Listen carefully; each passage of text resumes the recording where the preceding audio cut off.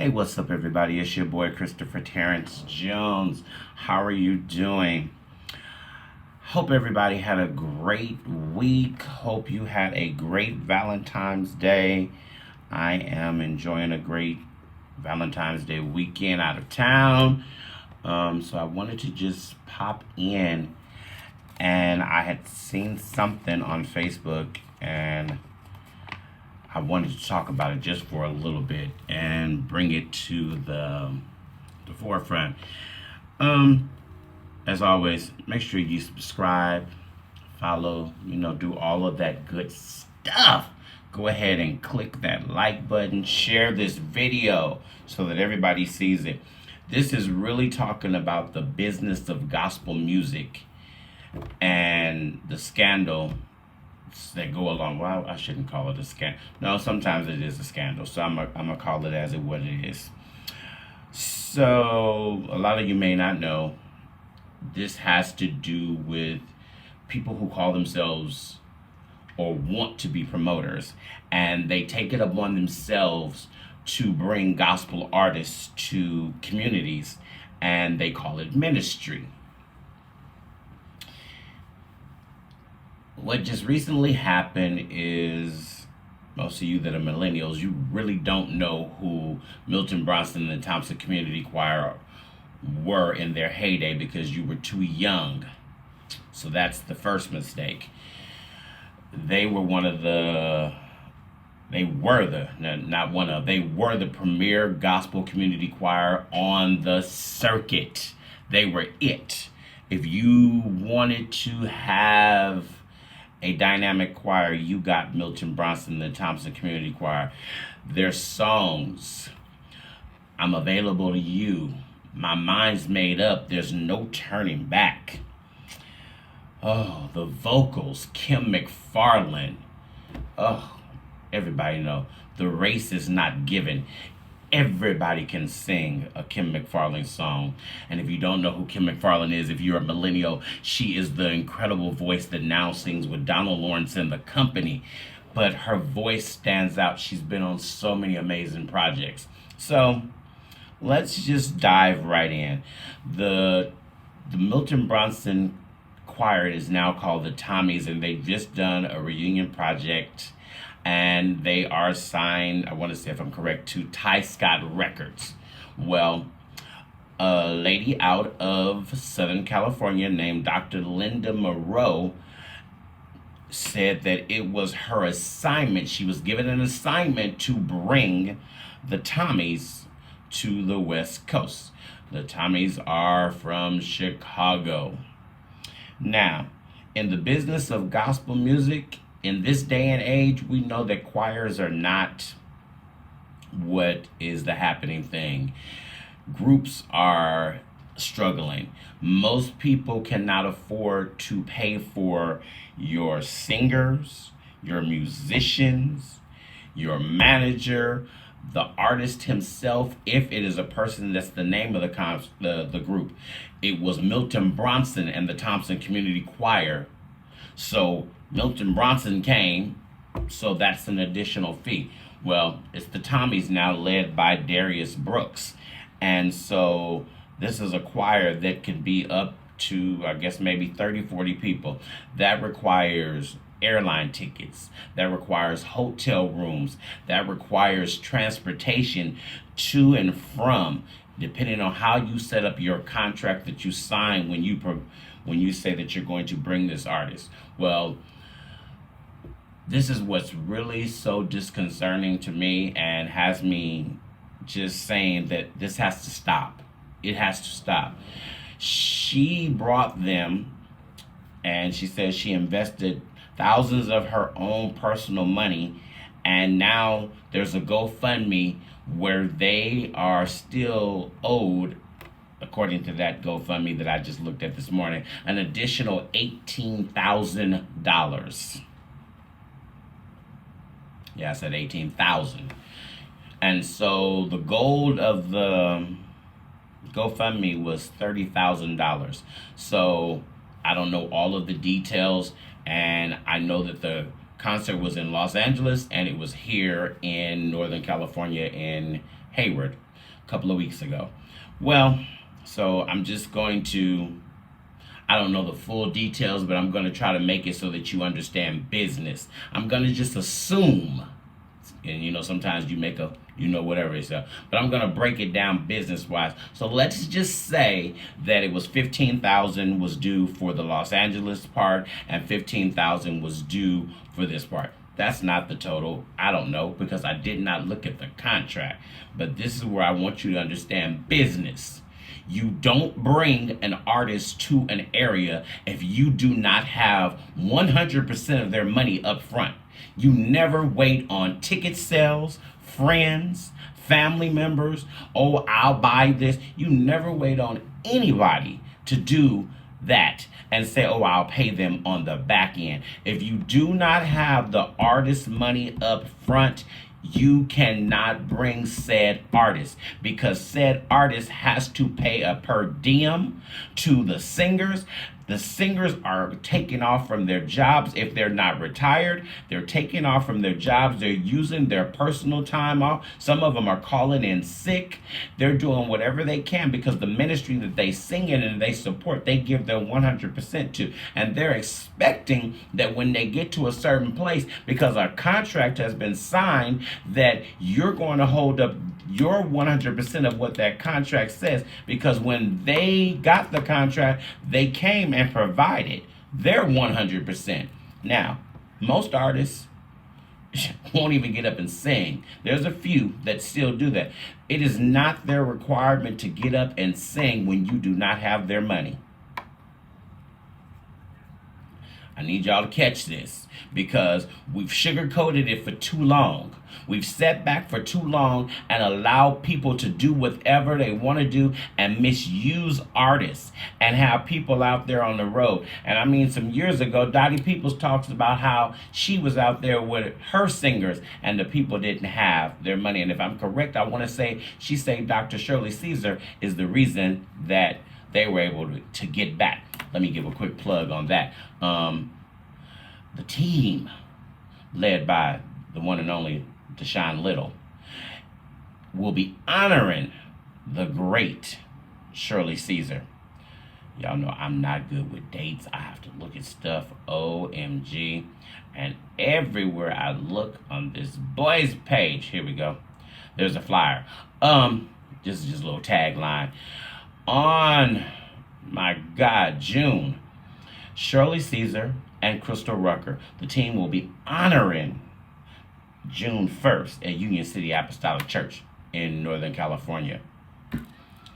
If you want to come, there's more information on the page. There's a flyer. Now, back to what I was saying. You cannot keep doing what you're doing. One of the things, the reason why I support my little brother is that he's honoring people. Promotions is a very hard business. It's a very, very hard business. This is not for the faint at heart. You cannot bring an artist and then when you don't have their money, get on Facebook or online and do a GoFundMe. It is not everybody else's responsibility. If you were given an assignment, because that's what she kept saying, I was looking at her Facebook Live, and this is no dig to her. This is I don't have anything against her because I don't know the woman. I am talking about the business of gospel music. This is business. When you sign a contract, that became business. This stopped being ministry. This became business. And because I've been in corporate America for many years, I ran large bus companies. When I signed a contract to provide service with somebody, I made sure that the bus was there. I made sure that the driver was there. I made sure that everything that I said in that contract was going to get done. I didn't sign a contract and say, oh no, I'm not sending the bus. They can stand out there and wait. I made sure that bus was there because I signed a contract for what they paid me for a service. You paid the Tommie's Reunion Choir for a service. They came and provided a service. And I'm looking at your Facebook Live and I'm appalled. I'm appalled at the fact that you keep saying We need to take care of this bill. No, no, we don't need to take care of anything. You signed the contract. Christopher Terrence Jones' name ain't on that. And I had tickets to come. But my aunt flew in the night of, so I was not able to come. And my ticket was donated. So yeah, let's just keep it 100. My ticket was donated, and I had a ticket to come. And I heard her say in this live video that people told her they didn't have the money to go.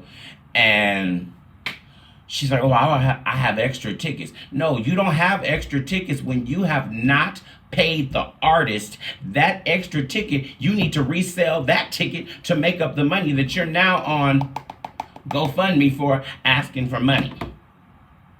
This is being real. This ain't being no shade. This ain't being judgmental. This is business. So for you people in the gospel industry, because y'all love to come for me and say I'm being judgmental and I'm judging. I'm not judging. This is business.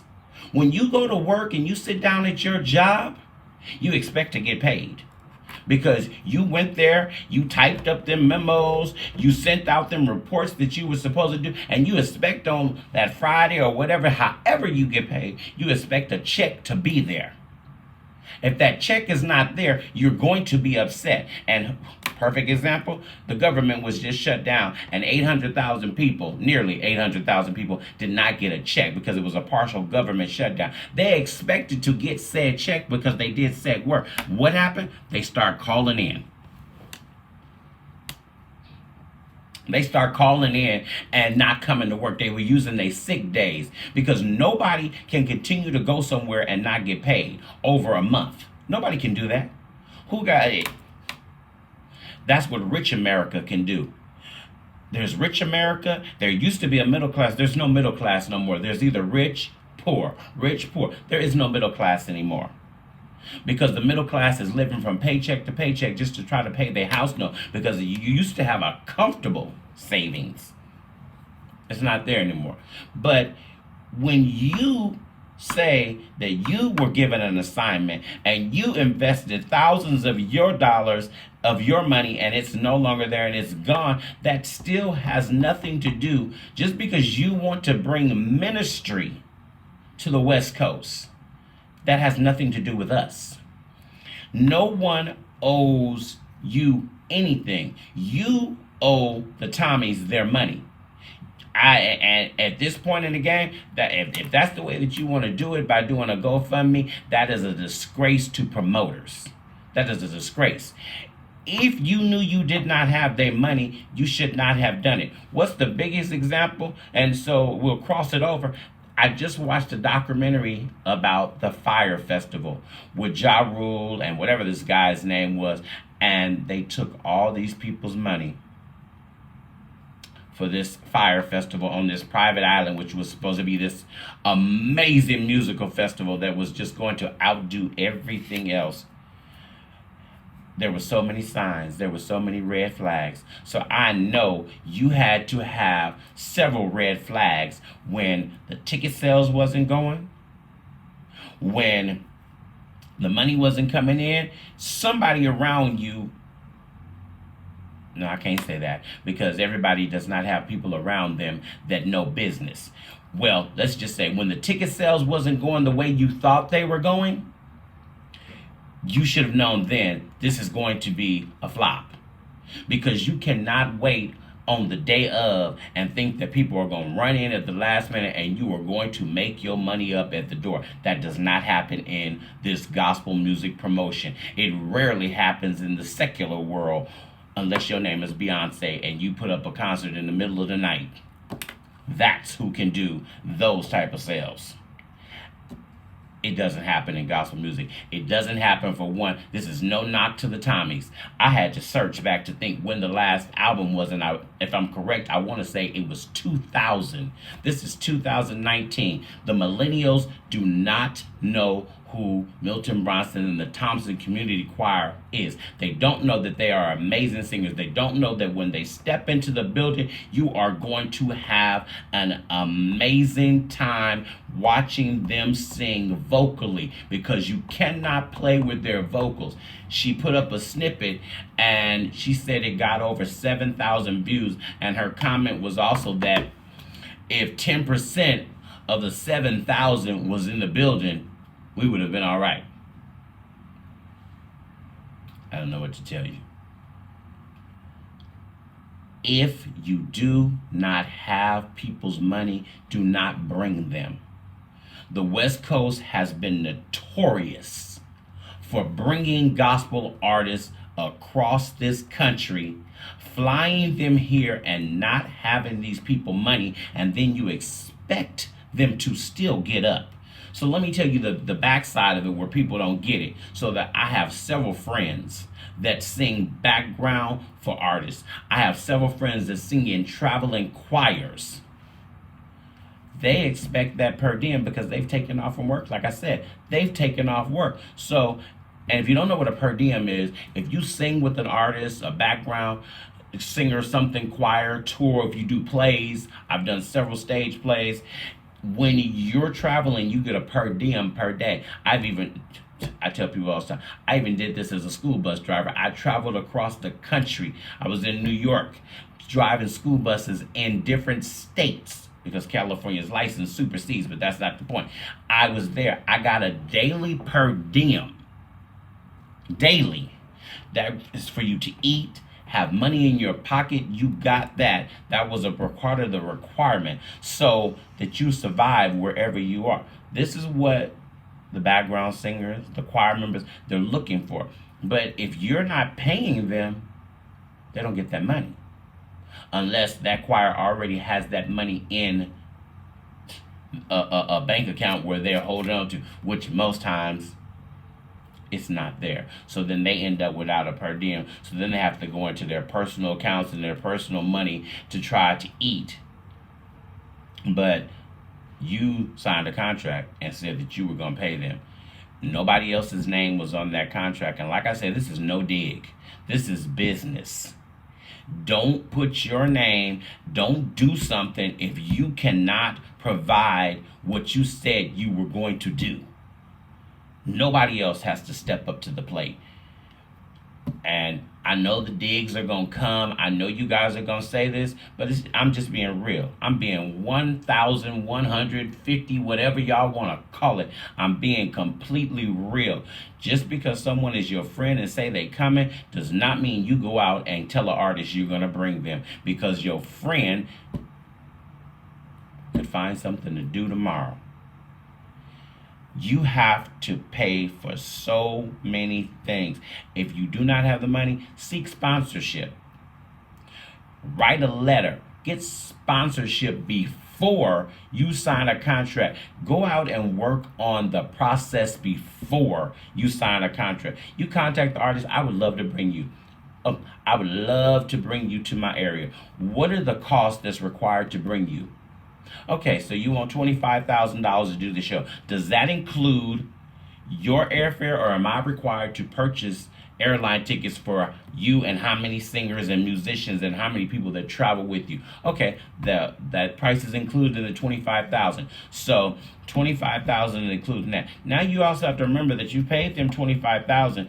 Facebook is not your only source of advertisement. Don't get on here and tag 400 people and think that, oh my God, I've done advertising. People get tagged in so much stuff. Half the stuff I get tagged in, I don't even look at. Half the stuff I get tagged in, because I review everything before it goes to my page, never even makes it to my page. Never even makes it to my page. You did an Evite on Facebook. Half the Evites I get, I don't even see. And I'm booked.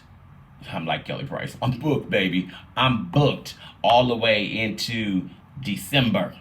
I do events. I'm always somewhere, something going on, because I live life and I live by this amazing calendar. So I'm going to end right here.